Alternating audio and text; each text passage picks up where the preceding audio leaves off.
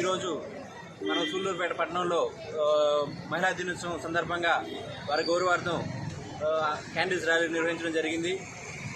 Police వారి తరఫున మహిళల సంరక్షణ కోసం అనేక కార్యక్రమాలు చేపట్టడం జరుగుతుంది.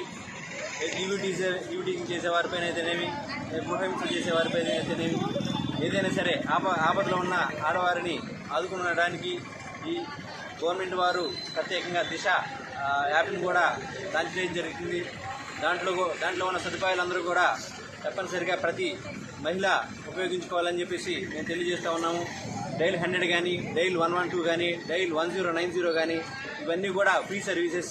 మీరు ఎక్కడున్నా సరే మీరు ఈ నెంబర్స్కి, టోల్ ఫ్రీ నెంబర్స్కి మీరు కాల్ చేసినట్లయితే మేము తక్షణమే మీరున్న ప్రదేశాన్ని మేము గుర్తించి అక్కడికి వచ్చి మీకు రక్షణ కల్పిస్తామని చెప్పేసి మీ అందరికీ తెలియజేస్తూ ఉన్నాము. కాబట్టి ఈ పోలీసు వారు మీ రక్షణ కోసం చేస్తున్న కార్యక్రమాలన్నింటినీ కూడా తప్పనిసరిగా ప్రతి ఒక్క అమ్మ కానీ, అక్క కానీ, చెల్లి కానీ ఈ సదుపాయాలని ఉపయోగించుకొని మీరు రక్షణ పొందుతూ అందరికీ కూడా తెలియజేస్తారని చెప్పేసి తెలియజేస్తూ ఉన్నాను.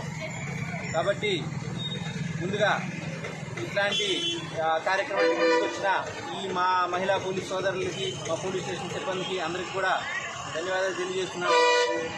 మీ అందరూ కూడా ఈ మహిళా సేఫ్టీ గురించి పోలీసు తీసుకునే కార్యక్రమాల్ని మీడియా మిత్రుల ద్వారా ప్రజలందరికీ కూడా తెలియజేస్తారని చెప్పి కోరుకుంటా ఉన్నాను. మీకు కూడా ధన్యవాదాలు తెలియజేస్తున్నాను. ముఖ్యంగా మనం చిన్నప్పటి నుంచి అనుకుంటున్న స్లోగనే అమ్మని పూజించాలి, భార్యని ప్రేమించాలి, సోదరుని దీవించాలి.